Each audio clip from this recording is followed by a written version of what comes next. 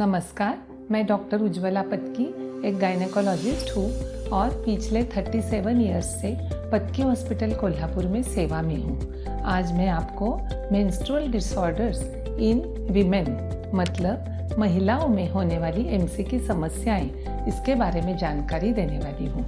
हमारे शरीर में पेल्विस में ये गर्भ की पिशवी होती है जिसे हम यूट्रस बोलते हैं। दोनों तरफ दो ओवरीज मतलब अंडे की पिसवियाँ होती है। हर महीना एक अंडा बन के फूट के नली में से इधर तक आता है जिसे हम ओव्यूलेशन बोलते हैं। ओव्यूलेशन के 15 डेज बाद अंदाज से अपनी एमसी हो जाती है। एमसी की समस्याएं महिलाओं में क्या क्या आती है? तो एमसी का इर्रेगुलर आना मतलब डेट बिगड़ जाना।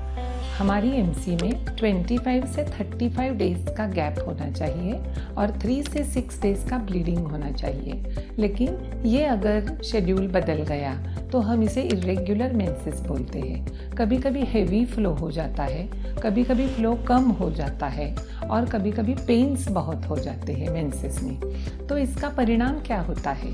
तो हमारी जो महिला है वो घर में काम करते हुए थक जाती है, बाहर नौकरी में उसका मन नहीं लगता, ब्लीडिंग की वजह से एनीमिया हो जाता है और एक प्रकार का डिस्टर्बेंस आ जाता है। तो इसके लिए हम वजह ढूंढना चाहिए। ये एमसी के बिगड़ने की वजह क्या हो सकती है?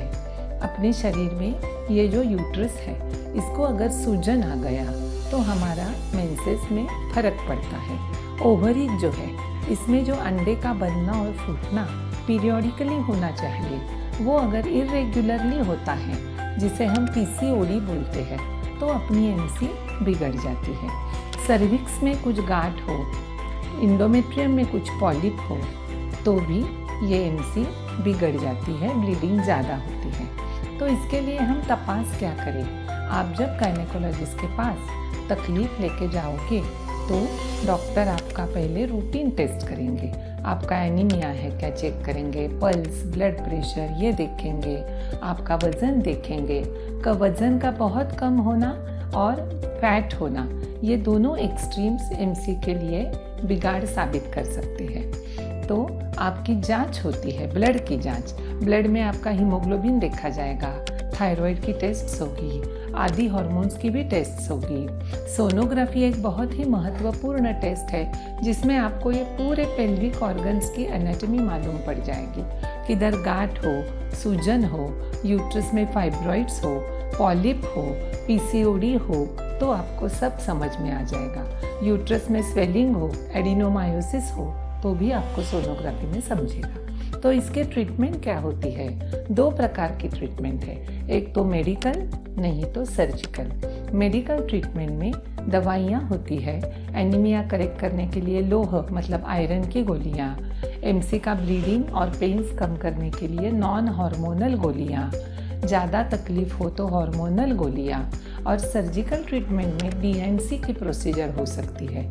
डीएनसी में आपका पिशवी का जो अस्तर है जिसे हम एंडोमेट्रियम बोलते हैं वो क्लीन करके पैथोलॉजिस्ट की तरफ से तपास के लेते हैं और एंडोमेट्रियम में जो डिफेक्ट है उसके अनुसार आपको दवाइयाँ दी जाती है। एंडोमेट्रियम क्लीन करने के साथ साथ आप हार्मोनल डिवाइस भी अंदर बिठा सकते हो जिससे ब्लीडिंग कम आ सकता है। तो अगर आपको एमसी में ब्लीडिंग की परेशानी हो, दर्द की परेशानी हो तो आपको बिल्कुल ही नाराज़ होने की ज़रूरत नहीं।